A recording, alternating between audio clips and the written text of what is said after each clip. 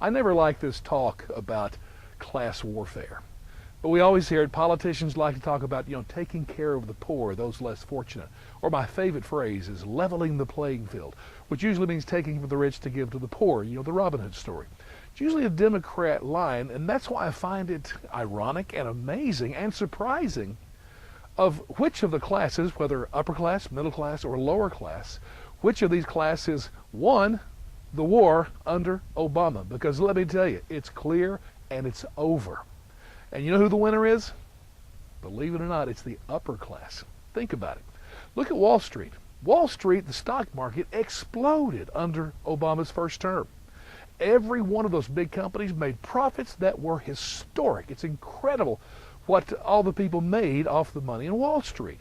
Plus you got the bank bailout and all that comes with that, and the richness of their experience since then, the billions they're raking in, it's incredible.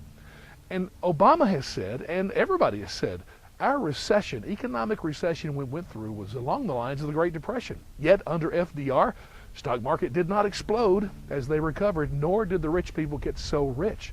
That's just been under Obama. And you say, well, what about the middle class? I have to believe nothing happened there much. I mean, one of the great stats for middle class is the unemployment rate. It was the same after 4 years under Obama. Now it went up, but it came back down, but still, bottom line, unchanged from the time he took office till he was finished. And even a more impressive stat or important stat is what they call median household income. Under Obama, and that's a middle class stat, by the way, median household income declined by 8%. Not exactly a win in my book.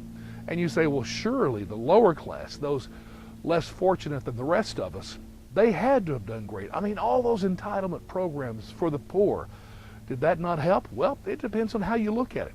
To me, it's almost a disaster to think, just to give you a couple of stats, that under Obama, food stamps increased by almost 50%. So that many more people are on food stamps. Disability increased 25 to 30% through Social Security. Medicaid recipients increased by 20%. All of this just under Obama. And every entitlement for the poor was increasing like that. Now, you may say, well, that's a success. Really?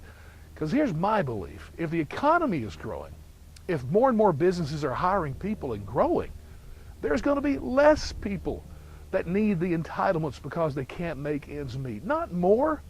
So in my book, I'd love to see a goal of less people on food stamps, not because we're starving people, but because they have legitimate work and can provide for themselves and go for the great American dream on their own. So you can interpret the facts however you want to. What is not open to interpretation is that the winner of class warfare in America under Obama is the rich.